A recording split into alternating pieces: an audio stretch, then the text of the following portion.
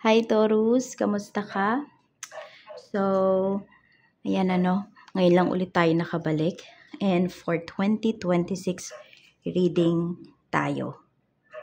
Tignan natin kung ano ba yung mga mapipick up natin, ano ba yung mga magaganap sa 2026 mo. Bago yan, mag-cleanse muna tayo.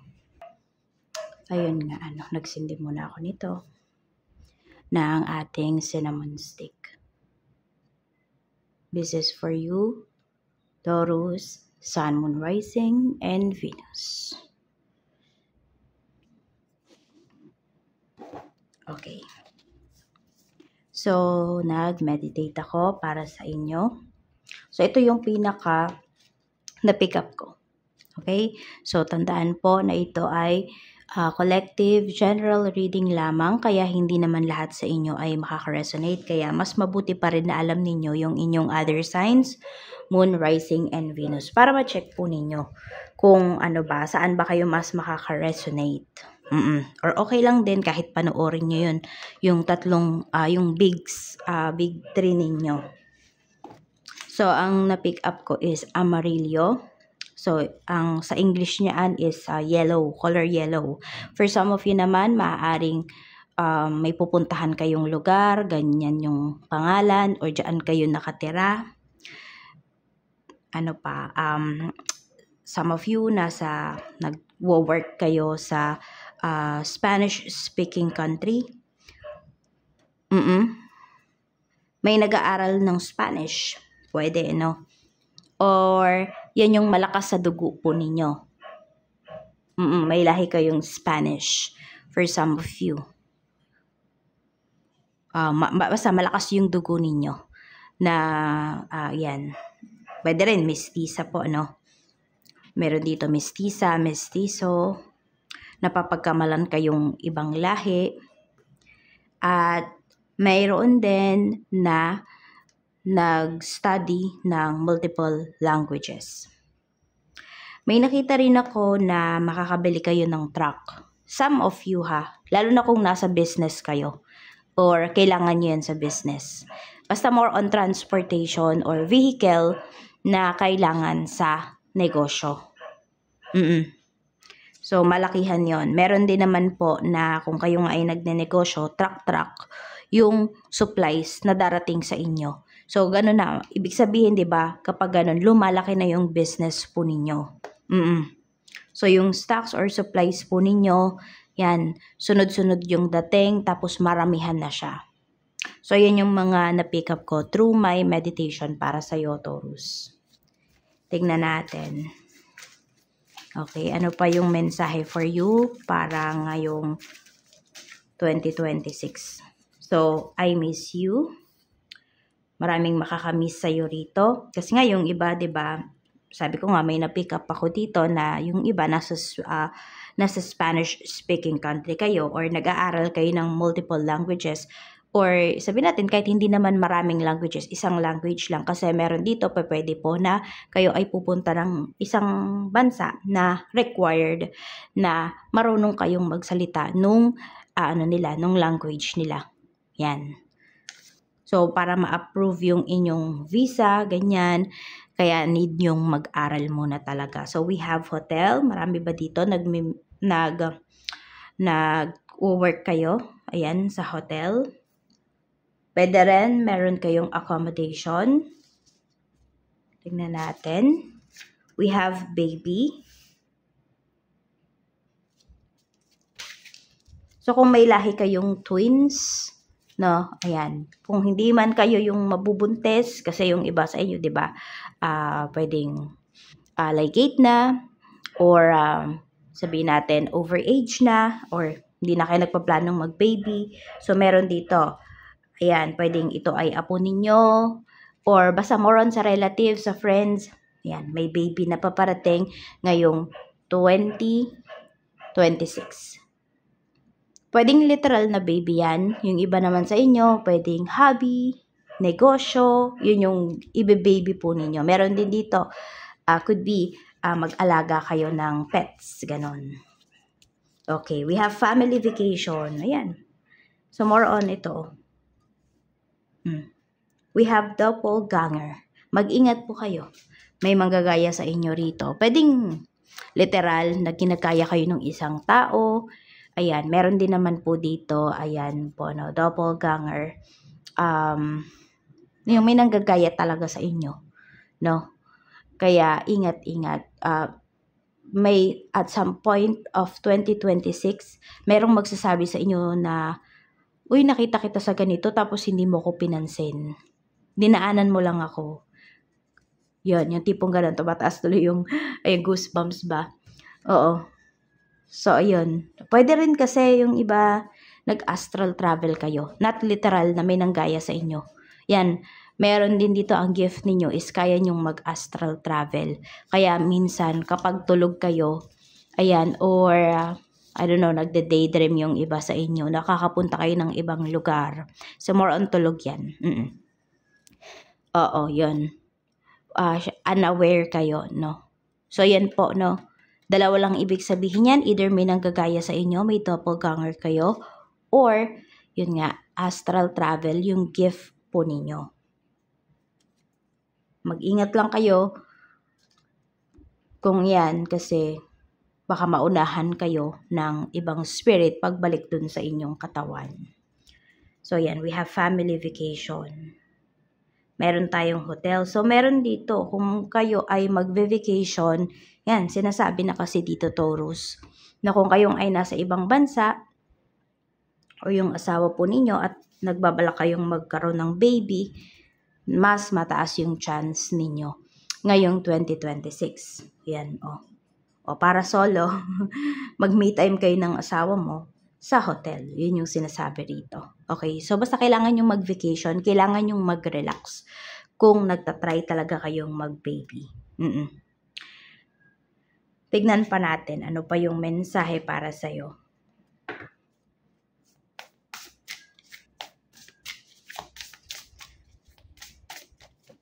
We have forgive. So, we have 303. Yan, pwedeng madalas mong makita yung number 3. Ayan, 333, 303. Ayan po. Yan yung madalas mong makikita. So, may ano yan, may ibig sabihin nga, at ibig sabihin nga daw nito ay meron kang mga bagay or mga bagay, mga tao, mga ginawa mo, mga hindi mo ginawa na need mo nang i-forgive. Ayan. So, tignan mo, this is your heart. Diba? Forgiving ka talaga. Pero, pwedeng may mga bagay kasi dito na na sobrang lala ng ginawa sa'yo. Kaya medyo nahihirapan ka. And by 2026, this is that time, this is the year na need mo na talaga siyang i-let go. Bakit? Kasi nahaharangan yan yung mga goals mo. Kaya tingnan nyo ha. Sobrang sipag nyo naman. Lahat ginawa ninyo. Pero bakit walang pag-unlad? Nahaharangan po kasi yung ideas ninyo, yung creativity ninyo. Tsaka yung mga blessings, nahaharangan siya. Kasi may tao dito, or meron ngang sitwasyon, or ginawa at hindi nyo ginawa, na need nyo nang i-let go, need nyo i-forgive yung sarili ninyo. Kung wala naman nakasakit sa inyo, more on sarili nyo to. Yung mga bagay na hindi ninyo ginawa at mga sobra-sobra ninyong ginawa, na to the point na nagsisisi kayo na ginawa nyo yung bagay na yun. You need to let go. You need to forgive. Yun po yung kailangan mong gawin. So, you accept reality. You accept yung failures mo, yung flaws mo. Ganun yung gawin mo, Taurus, by 2026. So, pwede nga umpisahan mo to bago, could be December 31, ganyan. Sulat mo na kung ano ba yung mga bagay na need mong i-let go, mga gusto mong i-let go. Para pagpasok ng 2026, na talaga, clean slate na talaga. Tignan natin ano ba yung theme ng iyong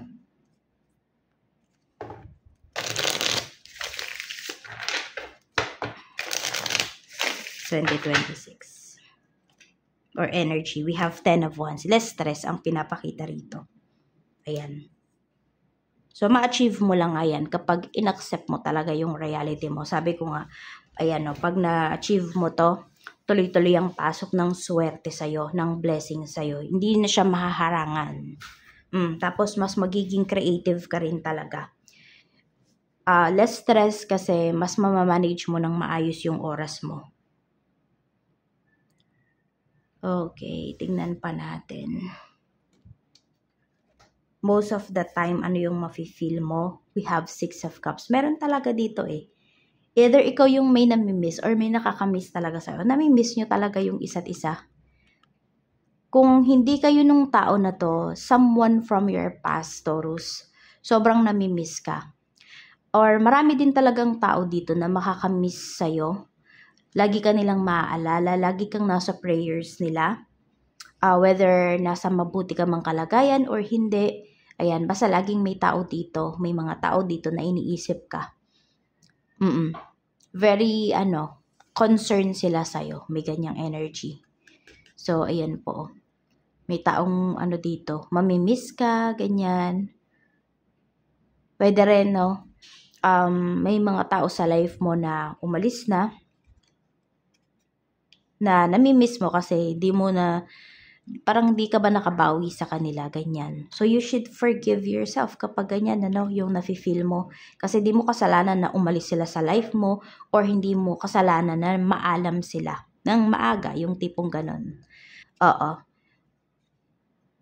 Ayan po, we have 6 of Cups. So, kung ito naman mga namayapa mo tong mga kamag-anak, mahal sa buhay, magsindi ka lang ng white candle. Pagka feeling mo nababagabag ka, yung di ka makatulog, tapos sobrang namimiss mo sila, yun yung gawin mo. And mag-offer ka ng prayer. Personal prayer yung gawin mo. Ayan. So, may pagka-miss dito. Wag lang sanang mga opportunities to, na mamimiss mo. Pwede, pala na mamimiss mo yung mga opportunities. Ito nga. Pag hindi mo ito nagawa. Yan. Kasi tignan mo nga, nababalutan siya ng itim. Oh. Tignan natin. Ano pa yung mensahe for you? We have 7 of Swords. May mga opportunities din dito na babalik. At meron pa kasing pinapakita dito. X-energy to. Merong babalikan na trabaho. Merong magbabalik sa life po ninyo. And isa yun sa magiging blessings kung kayo ay meron pa talagang gustong pabalikin or pinagpa-pray over nyo yung or pinagpa-pray nyo yung isang sitwasyon na yun or yung isang tao na yun. Ayan, merong babalik talaga dito sa life mo. Pwede rin kung hindi naman kayo hiwalay, pero nandun yung wala ng sweetness, wala ng spark sa relationship, so pwedeng yun ay magbabalik sa buhay po ninyo. Yan. So, basta isa to sa mga blessings na paparating. Tapos mas magiging wiser din talaga kayo dun sa mga, syempre, sa mga taong pagkakatiwalaan po ninyo. Ewan ko ba, Taurus, pero wala akong nafe-feel kasi sa'yo na, alam mo yung may masama kang tinapay towards other people ngayong 2026 na to. Yung forgive nga na to, diba, sinasabi ko sa inyo, mas more on sa sarili nyo to yung mga bagay na ginawa at hindi nyo ginawa. Yung mga sobra at kulang na ginawa ninyo.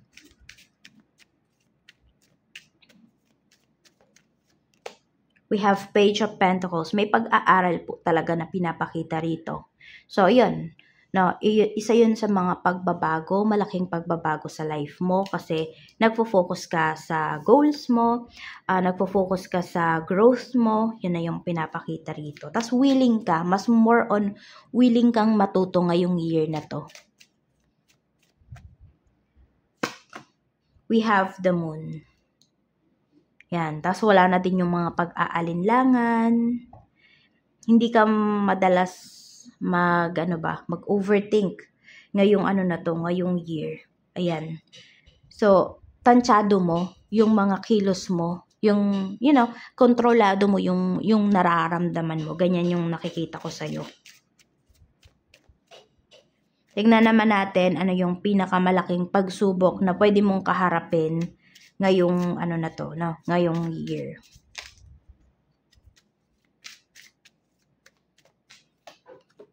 We have Page of Cups, more on sa sa anak. Ayan. No, so dahil nga meron dito pwedeng mabuntis, pwedeng kayo to, pwedeng hindi Kaya mag-ingat kayo once na mabuntis. Lalo na yung iba sa inyo kung twins yan. Pero kahit hindi naman twins yan, mag-ingat pa rin kayo.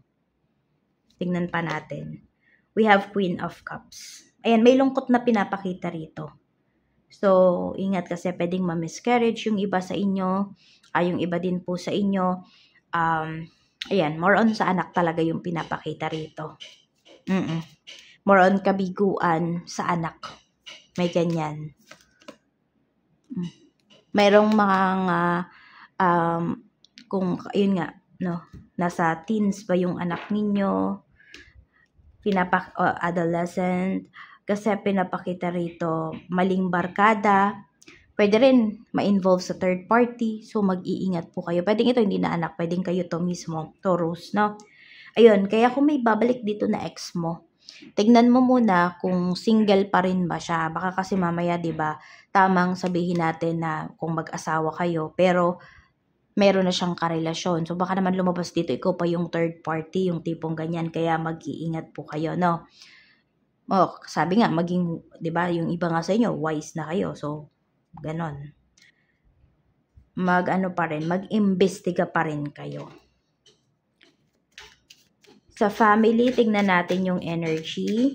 Spirit guide, kamusta po energy sa family? We have 4 of Cups. Meron dito, hindi mag-uusap, medyo matagal. Could be second quarter na ng 2026 kayo makakapag-usap ng family mo. May mga alitan, tampuhan, ganyan yung pinapakita. So, pwedeng sila din yung need mong i-forgive kasi pwedeng sila yung nakakapagbigay ng bigat dito sa sa kaperahan mo, sa life mo. Sila ba yung humahadlang dun sila yung blockages doon sa blessings na paparating para sa iyo. Tingnan natin. So marami sa inyo, Taurus, family mo mismo yung nag-i-evil eye sa iyo. It's up to you kung makikipag-usap ka pa ba or ika-cut mo na totally sila sa life mo. It's your choice. No, kailangan mo lang talaga panindigan yung gagawin mo rito. Tignan natin sa trabaho naman, kamusta? Lagay ng work, we have King of Swords. Meron tayong King of Wands. And we have 2 of Pentacles. May pagdadalawang isip po rito. Pwedeng may paparating kasi na mas magandang opportunity sa inyo ngayong taon. Whether kayo ay naghahanap ng trabaho, pwedeng sabayang darating. Kasi parang may pagsisisi kayo na meron kayong gagawin dito pagdating sa work, no? Ibig sabihin, pwedeng hindi kayo ganun kasatisfy sa trabaho po ninyo. May opportunities kasi na pinapakita rito. Yung iba naman po, 2 yung magiging trabaho ninyo or madadagdagan yung trabaho ninyo. Okay, mas madadagdagan yung work ninyo rito. We have the Hermit. And itong trabaho na to, mas makikilala mo yung sarili mo, mas maraming bagay ka na masasabi mo sa sarili mo na, kaya ko palang gawin yun. Yan. More on maraming taong involved dito sa magiging next job po ninyo or sa madadagdag na trabaho ninyo. May mga failures din na pinapakita rito. So, kung ito yung lagi nyong nafe-feel, tapos may ibang opportunity na i-offer sa inyo, malamang sa malamang kayo to. Kayo yung magdadalawang isip dito kung aalis ba kayo sa work or magstay kayo. Ayan grab lang ng mga opportunities na paparating. Marami nga talaga siya. So ito, 'di ba, may mga ibang taong involved dito or maraming taong involved dito. Maraming tao dito na mag-o-offer sa iyo ng trabaho or magre-render ng services na ino-offer mo. Ayan po, we have Knight of Swords. May opportunity din talaga kayo sa ibang bansa. Kaya kung kayo nga ay, malakas yung loob ninyo, Taurus, i-go nyo na. Grab nyo na to. Yan Kasi, for some of you, 5 to 10 years bago maulit yan. So, kung ilang taon na ba kayo ngayon, so tignan nyo, 5 years, 10 years from now, tsaka pa ulit darating yung opportunity na to. Tignan nyo kung kaya nyo pa ba, favorable pa ba yun pagdating sa age mo, ganyan. Yung tipo, basta mas marami kayong i-consider. Kung meron kayong mga kino-consider ngayon, mas doble or triple pa yung i-consider ninyo by 5 to 10 years pag na-offer ulit to sa inyo. Yan. Check naman natin sa negosyo kung meron nga po kayong negosyo, ano. Sa mga nagne-negosyo dyan, doon muna tayo sa gustong magnegosyo muna. Tignan natin. Sa mga gustong magnegosyo na Taurus, tignan po natin. Carry ba? King of Cups. Six of Pentacles. And we have Seven of Wands. So, marami naman po, no? Okay naman. Kaya lang kasi, ang nakikita ko rito, hindi magtatagal yung negosyo nyo. Madadala lang. Yung iba kasi po, no? Ang pinapakita rito, madadala lang kayo ng emosyon ninyo. Ayan. So, pwede kasi na isa yan sa maging choice talaga ninyo. Pag ganyan, wag muna kayong aalis sa trabaho. Yes, kahit naiisip nyong magnegosyo, tignan nyo muna yung galaw nito. Ngayong buong 2026 na to, tignan nyo muna kung okay nga ba para sa inyo yung pagnenegosyo. Kasi yes, may mga times po or kalahati talaga ng taon, sobrang ganda nung negosyo ninyo, nabubuksan. Pero kayo mismo, parang mawawalan kasi kayo ng drive, ng eagerness, ng pagtsatsaga dito sa inyong negosyo. Yung iba nga, dahil may ibang offer na naman sa inyo, pwedeng ipa-handle nyo pa to sa ibang tao. Tapos, ayun, pwedeng magkasunod-sunod na yung hindi magandang mangyari dito sa negosyo na gagawin po ninyo. Kaya, pag-isipan nyo tong mabuti. Yan. Pero kung hangad nyo lang, diba, maglabas lang kayo ng pera, mabawi nyo siya, yun, okay lang din naman. Ganon. Kasi nga, sabi ko dito, pwedeng 6 months, maganda talaga yung takbo ng negosyo. Makakabawi po talaga kayo. So, kung gusto nyo lang naman kumita ng, mabawi lang nga talaga yung pinuhunan po ninyo at saka kumita lang kayo ng konti, ganyan, go. Kasi meron dito, pwedeng kayo yung tipo ng tao na pabago-bago talaga yung inyo pong, parang naiisip pagdating sa negosyo, ganyan. Meron dito. So, ayan po, no? Sa mga may negosyo naman na, kamusta? Ace of Wands. So, ito, mas lalakas pa yung negosyo nyo. Tapos, syempre, kailangan po ma-handle nyo talaga to, no? I mean, maging hands-on kayo sa inyong negosyo, Taurus. Knight of Pentacles. Mas magdadagdag pa kayo ng puhunan. Sabi ko nga, di ba, yung truck-truck na supplies, ganyan. Or sabi natin kung hindi man yung literal na truck-truck na supplies, no? Mas marami na kayong supplies na a-avail, na, mas marami na kayong stocks ngayong 2026 na to. We have the Emperor. Ayan. Tignan pa natin. We have Wheel of Fortune. And we have the Hanged Man. So, meron, hindi rin lahat or buong year 2026 maganda yung negosyo. No? Pero, ayan, matyaga kasi marami naman sa inyo dito na may mga negosyo, matyaga na talaga kayo.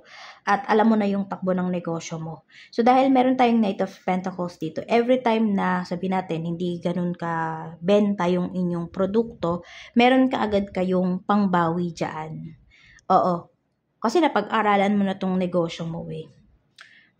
Or sabi natin, pwedeng may paparating pa para sa'yo na other products na magkiklik talaga. Kung hindi click yung main products mo, may mga months na ganun.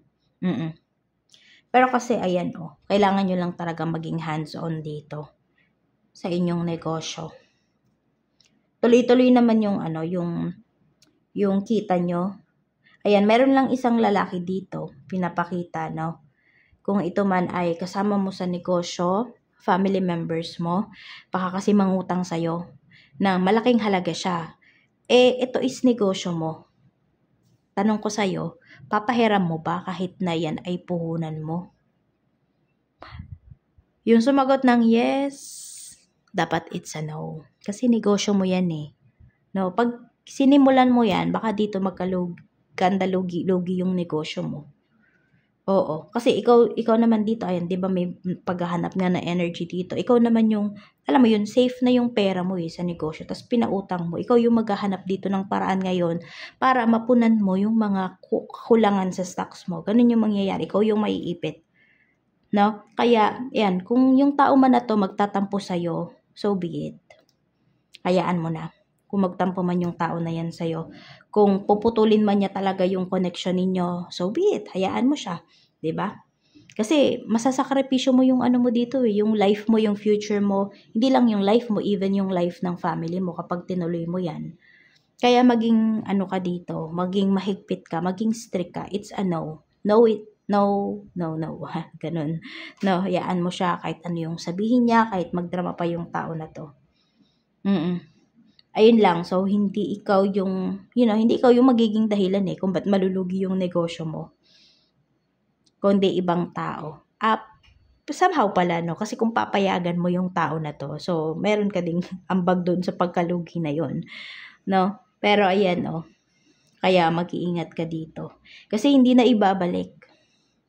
Oo, hindi na ibabalik nung tao na to yung nahiram niya sa'yo or inutang niya sa'yo. So, tingnan natin kung ano pa yung mensahe. Okay, pag dating naman sa iyong kaperahan, kamusta? Kamusta yung kaperahan mo? Okay, we have the Fool and we have 8 of Pentacles. So, meron dito, fix lang yung income ninyo. We have 5 of Pentacles. Medyo makakaramdam din talaga kayo ng medyo nahihirapan kayong maabot yung goals ninyo or makabayad, ganyan, ng mga bills darating sa nyo yan. So, sa loob ng 1 year na to, pwedeng 5 times nyo yung mararanasan or 5 months nyo yung mararanasan. We have Queen of Swords. Medyo po, di ba sabi ko dito, meron dito na hindi naman kayo mag-overthink. Pero may pinapakita dito, no? So, more on pagdating sa pera yon, medyo mag-overthink yung iba sa inyo. Kasi nga, yun, ito rin din yun. So, magkakadugtong naman yan career, business, at saka finances. So, pwedeng kaya ito yung nafe-feel ng iba sa inyo kasi hindi nga kayo sigurado dito sa inyong trabaho. Kaya you make sure na 100% sure kayo dito sa tinatahak ninyo. Nasa right path kayo. Para po hindi kayo pabago-bago ng desisyon at hindi maapektuhan yung inyong pinansyal. Yun lang talaga, Taurus. Wag kang magpapahiram ngayon ng ngayong taon na to ng kaperahan mo kasi napakataas po ng chance. So mataas naman talaga ang chance na pag minangutang sa atin hindi na magbabayad, 'di ba? Pero sa inyo, pwedeng nasa siya 80% ganun, yung hindi na magbabayad yung tao na nangutang po sa inyo.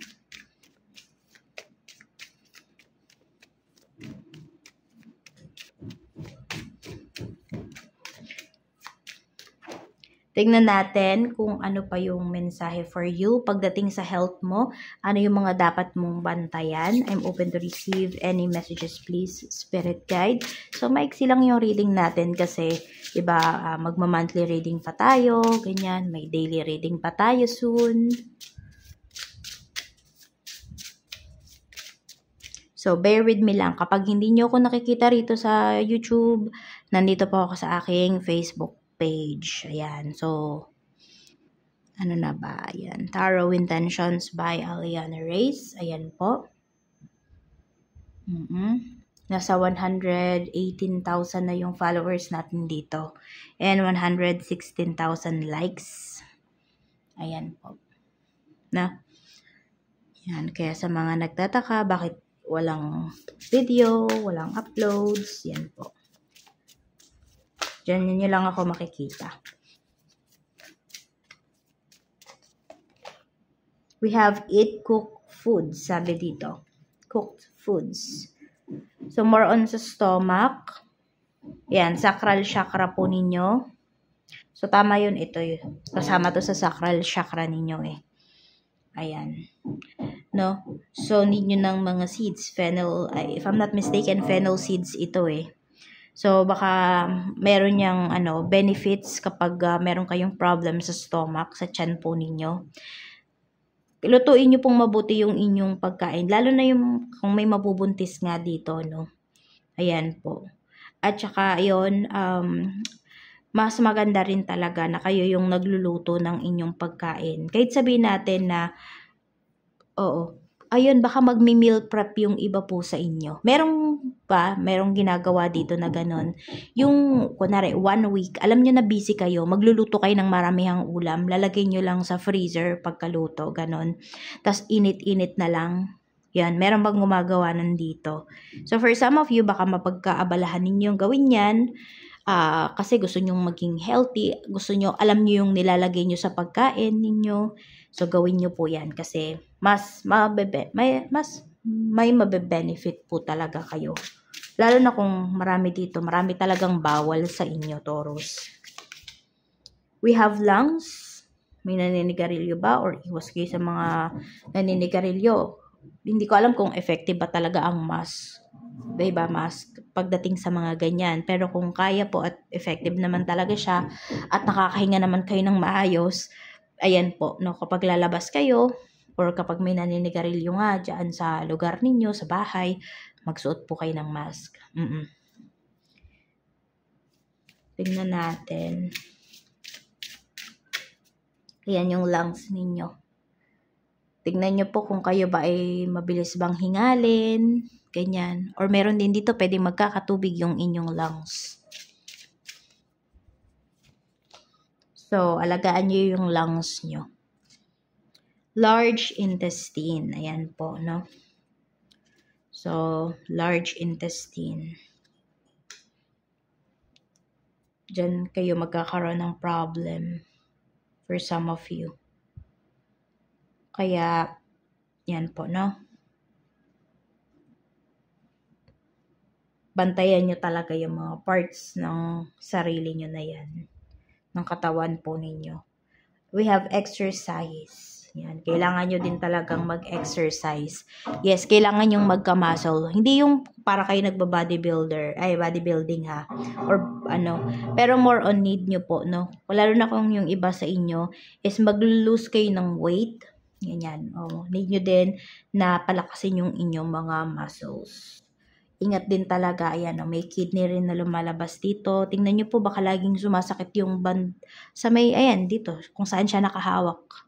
No? Yung part na yan, tignan po ninyo. Kaya din siguro, di ba, sabi ko merong, yung parang nag-aalala sa inyo, very concerned, pinagdadasal kayo, ganyan. Kaya mag-iingat kayo, ha. Ayan, sa mga kinakain, kung magkakaroon ng, ayan, no? Bawasan nyo na yung mga matatamis, bawasan nyo na yung mga maaalat na kinakain po ninyo. At tingnan naman natin ano yung spirit message para sa'yo.